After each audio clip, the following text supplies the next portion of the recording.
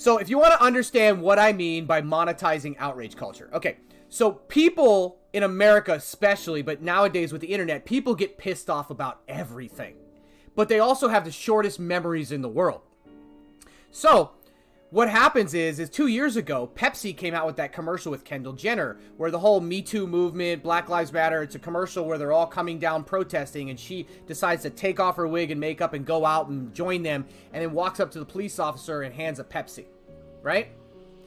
The internet and everyone lost their collective minds. Everybody lost their shit over this, right? This is insensitive, this is horrible, this is minimizing the movement and everything like that. Pepsi stock dropped 3.3% the following day. All right? Not because Pepsi had any sales, there was no monetary loss, there was no future, nothing, just off of outrage culture, right?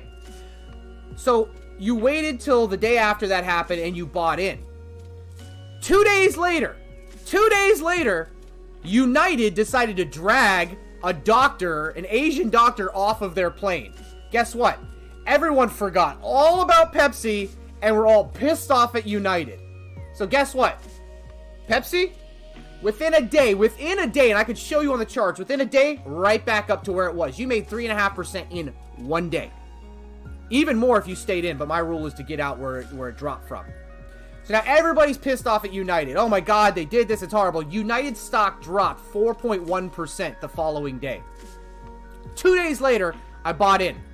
Stayed flat. Guess what happened the next week?